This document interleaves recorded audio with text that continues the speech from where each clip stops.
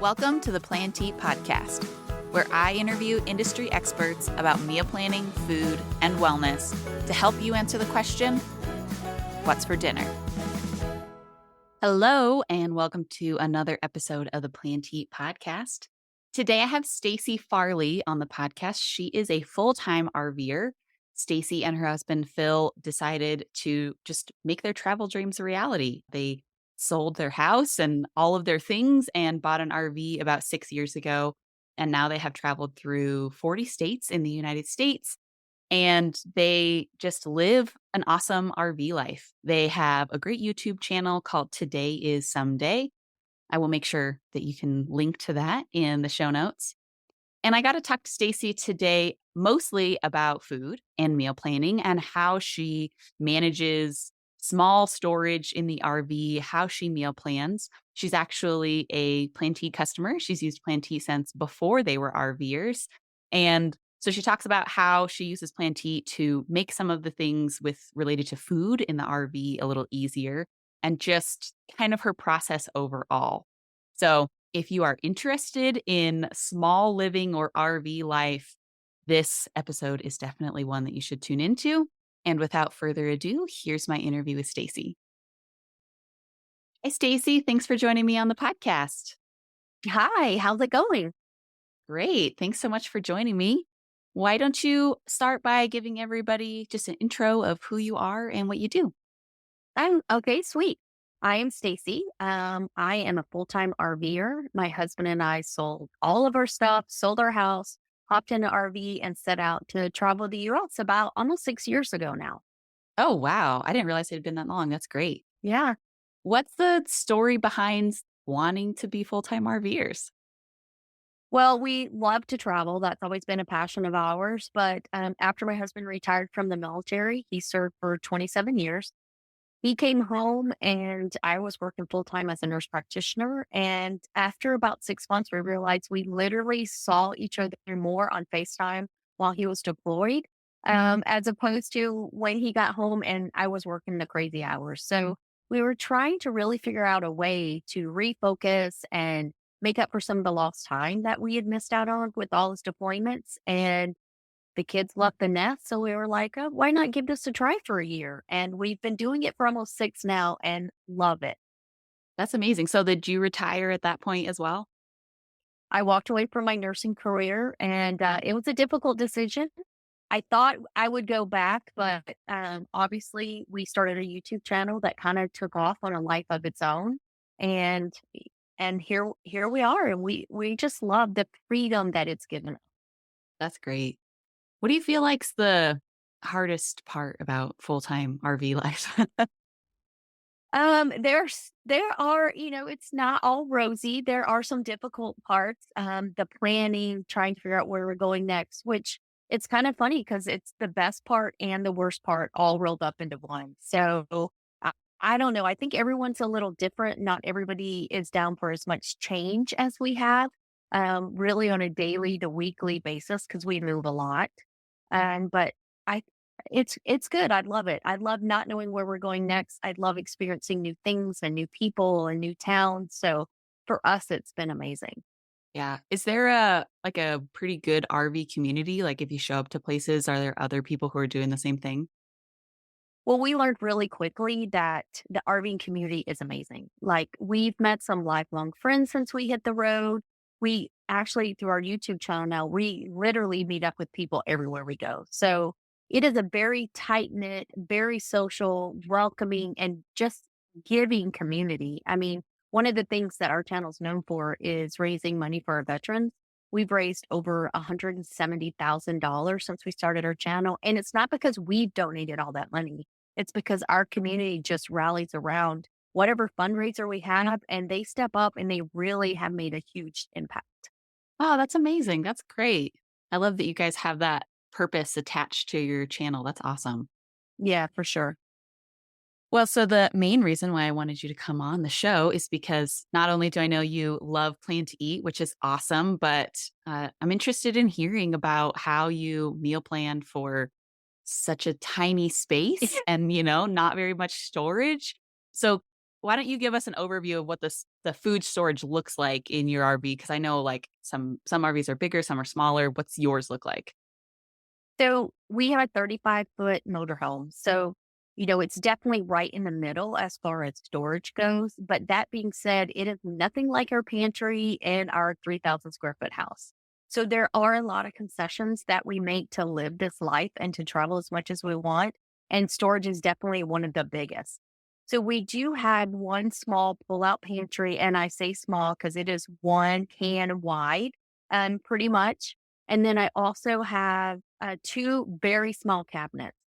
So for us, when we are deciding, what our meal is going to be for the week, and I do plan usually typically week by week, um, I really focus on what I have in the cabinet because, we don't Costco shop, we don't buy in bulk, and we definitely don't even want to have multiples if we can help it because that will really limit our storage. So using Plan to Eat now, mind you, we were using Plan to Eat. We've been using it for almost 10 years. I want to say it's right between 9 and 10. And initially, I used it as a way to get my husband to stop by the grocery store on the way home from work. Cause, I would prep it, put it in there, like the list is in the app, go to the store. And so it made life really easy for us. So now I kind of do the same thing for us with the grocery list. I decide what we're having. I'll go through and eliminate everything that we already have on the shelves to prevent duplicates. And it's really super fast and easy to go through your list and eliminate what you already have. But more importantly, I use the app so we cycle through products. So every probably twice a year, I'll go through, open all my cabinets and say, okay, what do I have that's been sitting? And I will literally make a recipe or find a recipe for every item on our shelves. And we will empty everything out. The freezer will be completely empty. The pantry will be empty. And it makes sure we are cycling through food and nothing gets wasted. That's a really good process. I feel like I could adopt that just in my own home. Because you never know what's in the back of your cabinet. Absolutely, yeah. Do you, how frequently are you going for, like, regular grocery runs? Are you just going once a week, or are you having to stop more frequently for, regular, like, little staples? Typically, it's once a week. Most of the staples, we already have it. And I have all the normal stuff, like all the spices. I have a spice drawer. We have the oils, flour, sugar. If we need any of that stuff, I do have enough storage for that. But I don't have enough storage for those really cool specialty recipes that I used to just kind of play with. So if it's not something that I use for most meals, I'm not going to buy that spice or that specialty food item. And frankly, I may not even be able to find it because a lot of times we're traveling through really small towns. Mm. And so not only would I not find that item, but typically I may not even find my favorite brands or, items that I typically buy if I was at home. I say home at our, in Texas where we used to live. Okay. I know this has been quite a few years now, but when you were first starting, how did you go about figuring out how much you could actually buy and store in the RV? Was it a trial and error process, or did you have somebody to kinda, like, help you figure it out? How'd that work? It definitely was trial and error because, that mentality of space that you have in the house when you switch over, it is a big switch. And not just for groceries, but for clothing and, all of your storage items. So I did overbuy in the beginning. So for us, I wanted our RV to kind of be like our house. And in your house, you don't see, bottles of water under your kitchen table or your coffee table. So I didn't want that in my RV either. I want our space to be really clean. So it did take a couple of months to evolve to figure out exactly how much will fit, how much I can buy, and to make sure I'm using and following actual Plan to Eat menu plan. Whereas in the house, frequently I would, make a whole menu and decide, I don't want that today. I think I'll do this instead.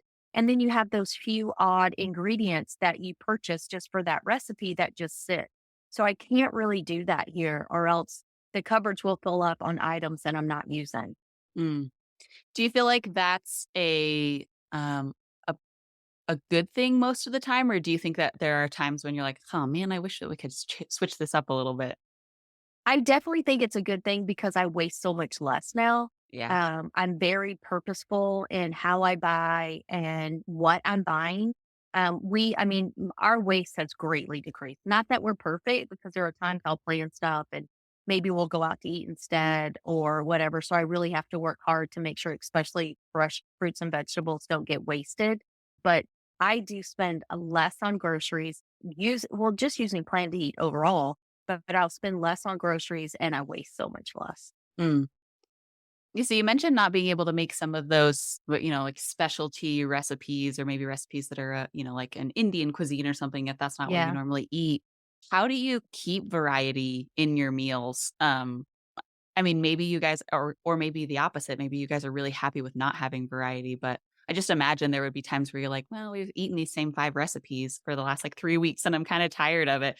Do you get that variety from going out to eat sometimes, or do you try to make room for that in your meal plans? Well, I do try to yes, we do eat out because we're always exploring new places, and you gotta have the best of whatever that local place has to offer. So we do eat out, but I try to vary the recipes even though the ingredients are similar. So as long as it's something that I will use, I can purchase it. And there are so many great recipes online. And we all know with Plan to Eat, all you do is click one button and boom, the recipe is in your planner and you can figure it out. So I think with RV Life, we have very few, things that I can use in the kitchen. Like, I don't have 15 appliances. Like, I'm very limited, so that limits how I cook to begin with. So I think the variety is really, mixing it up a little bit. Like, just last night, I made a chicken dish I hadn't made before. It was very simple. It was a one-pot chicken dish, but it was delicious, and now it moves over to the "we'll make again" pile because we both loved it, and so we'll make it again, and it was simple, 5 ingredients, and it was delicious. Hmm. Was that a shift for you from going from, living in a home to living in the RV, was, like, finding and figuring out how to make recipes that were not only limited ingredients, but limited utilities as well? For me, 100% because I would use my whole kitchen, every cabinet, every counter would be open, and it drives my husband crazy, but that's just how I was. I would be all over the place. And now, like, I barely have any counter space at all. I barely have, mainly I'm using either barbecuing outside on the grill some way, or I'm using a one pot, way to make a meal because we are very limited. But it made me be more creative. It's made me look up more stuff and try to implement different ways, like you said, so we don't get bored with the same thing over and over and over. Yeah. I really like that you mentioned creativity in there because I think that oftentimes we look at constraints on our recipes or our meal plans as constraints rather than an opportunity to look at it for like, how can I be creative in this and find Mhm. something that's new and different that we really enjoy? And I like that you also mentioned that it then gets like that new recipe then gets added into your like, yeah, this is in our new rotation, and then I'm Yes. I'm assuming in like a couple of months that'll kind of like switch up a little bit and you'll have a different rotation. I like that, your mindset on that. Yeah, and that's our family's always been like, okay, when I make something new, it's like, yes, do it again, or no, that one's out. So that's kind of how we decide if we're gonna keep it in the rotation or add it to the list. And we've really been working hard to bring in more fruits and vegetables into our diet anyway, and more variety into our diet. We've all heard the latest news about microbiome and vegetables and all that. So we've been working really hard to do that, and that's where some of the creativity comes in, like, how can we pull this veggie in, and how can we make this work? So I think Plan to Eat, all the numerous recipes there is online, it really does make it easy to do all this. I would think too with the rise of people doing either RV life or van life, there's a lot of people who are out there kind of like catering to you as an audience for recipes of, what's easy, what's, cost effective, space effective, Yeah. that kind of stuff. Yeah, I think the days of buying in bulk and buying a lot of stuff have kinda gone away. We're all trying to live a little more simple, a little less, causing a little less waste, Yeah. which is, the biggest thing for us. Yeah. Yeah, so what does that look like? I know very little about RV life. When you guys do have food waste or things like that. Are there any places that you've come across where you've been able to to like compost things? Like, are those available at RV stations or not? No, we haven't seen any of that, and we're surprised to actually find a lot of recycling in a lot of cities are is actually going away. Mm, So some cities aren't even recycling at all anymore. So that was really surprising. And compost, I've only seen compost a couple of times in a couple of locations. yeah, that is unfortunate. I know it. I was really surprised. Yeah. Is there anything that you feel like is actually easier about cooking now living in the RV? We talked about the constraints of not having, Sure. space and not having your different things, but is there anything that you're like, this is actually easier in a smaller space? The only thing easier would probably be the fact that we've kind of consolidated. Like I say, we have less ingredients, we have less things, less going on. So I'm not trying to cook for the world and I'm not trying all this fancy new stuff. So I think the simplicity of it really is what I've kind of honed in on is getting back to the basics. Yeah. I want to kind of circle back to your YouTube channel. What prompted you guys to get started with a YouTube channel in the first place? Well, mainly it's because, I'm used to having something to do, and I needed a creative outlet, so I wouldn't drive my husband crazy while we were on the road. So, we just started the channel. We never dreamed it would get to where it is right now, and we're just having a blast. It's been so much fun. We've met so many amazing people through our channel, so we really love it. Are you self-taught as far as all of the recording and video editing and everything goes? Absolutely. I'm a nurse by trade. Not a lot of video editing in nursing. So yeah, I just kind of jumped in and I've always had some kind of creative outlet. Since I was a kid really. So this was just that for me. It was fun. It was something different and it showed our kids where we were going and 5 years later we've really grown and it's been really amazing. I love that. So you guys mostly travel in the United States, right, in the RV. Where's your favorite place or state that you traveled to? Oh my gosh. That is such a difficult question because there are so many places that we love, but we love for different reasons. For example, we sat outside Yosemite in California for a couple of weeks and absolutely loved it there. We were unplugged at this campground where we watched the bears come through and sitting right outside, looking at the mountains through the RV. It was amazing. But then, we hit some small towns in Colorado or even big cities. So it's really hard to pick one when we've been to so many amazing places.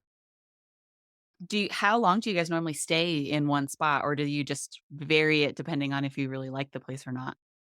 We vary it. And Yeah. that's the freedom of it. So if we really love somewhere, we might hunker down and stay for a couple of weeks. Or, if we feel like, okay, we're good here, we'll stay as short as 3 or 4 days. So it really varies. And it varies if we're meeting up with people, if we're doing family events, all of that stuff. So Mm, the flexibility that it's given us is what's really cool. And the freedom to just, you know, come and go as we want to. yeah. That seems like a good sales pitch for the RV life. It is. Now, that's one of the definite benefits. There are some negatives, like it's a lot of work. Imagine packing up your house, and moving it every few days. You gotta break it down, you gotta set it up when you get to the new place. So there is some work involved. So that's kind of the negative aspect of it, but it brings you so much more than, that hour you spend packing up, um, causes you to have to do. Well, and is the hour packing up really any more than you would spend, mowing your lawn at home Right. or, things like Right. that? The maintenance, absolutely, Yeah. absolutely, yeah. So you're Yeah. just kinda trading one for the other. There's pros and cons everywhere you are. You just have to decide which ones you wanna live with and which one bring you the most joy. Mhm. So, clearly, we're gonna recommend your YouTube channel for this, but aside from your YouTube channel, do you have any other resources if somebody was looking to get into RV life that they could go learn more about it? Oh my goodness, yes. So, of course, our website, we do have a blog and, with a ton of information on there, but you can find stuff on full-time RVing all over the place. Just throw it into Google and you're gonna get videos and blogs, and There are so many people with so much knowledge who've been doing it as long, if not longer than us. So it really is. You will be surprised how many people are living this crazy lifestyle, even though it's kind of off the cuff. And um, our our parents were not thrilled when they heard what we were doing because we were selling our house. It's it's definitely not mainstream, but it is a lot of fun. Yeah. Do you have plans to are your plans to continue RVing for years to come, or do you have plans to settle back down again in the future? Someday we'll buy a house. We just don't know when that someday is. So we're really enjoying our lifestyle right now, and it seems like the more things that we mark off the list, the more things we add to the bottom that we want to go see. So it's not getting any shorter. It's definitely getting longer. So I'm not sure when the end will come. And we just had our first grandbaby. He's about a year and a half. So we are definitely drawn to go hang out with him more, but we still, are hitting the road and traveling as well. Yeah. Well, congratulations. That's an exciting thing in your Thank you. life. It is very exciting. Yes. Is there anything that you want to talk about today that we missed? I feel like we covered a lot about meal planning. The only other thing that I would say is I've had some people follow us that have joined Plan to Eat. So if you want to make it more of a community with your meals, if you want to share with friends and family, you can plan with Plan to Eat.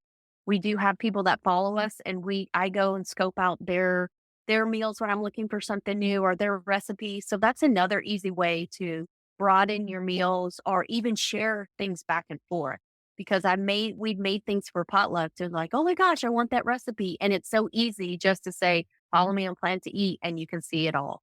Oh, that's awesome. Yeah, I'll make sure that I put your username in the show notes so anybody can Oh yeah. become your friend if they really want to learn some more about your RV recipes and stuff. Very cool. Yeah, so why don't you just remind everybody what your YouTube channel is and where they can connect with you guys? Or if you want to check out our crazy RV life, you will find us at Today is Someday on YouTube. And you'll also can find us at todayissomeday.net, which is our website, which is also loaded with a lot of info. Awesome, perfect. Well, thanks for your time today, Stacy. It was really good to talk Thank to you. you. Yeah, it was nice to actually see you today. Yeah. As always, thank you for tuning in to today's episode. There are links in the show notes to Phil and Stacy's YouTube channel, Today is Someday, as well as their website and their username in Plan to Eat if you want to connect with them as friends and be able to see their recipes and saved menus. If you are loving the Plan to Eat podcast, please share it with a friend so that they can get acquainted with the podcast and leave a rating and review on Apple Podcasts, Spotify, and Audible. Thank you for listening, and I will see you again in 2 weeks.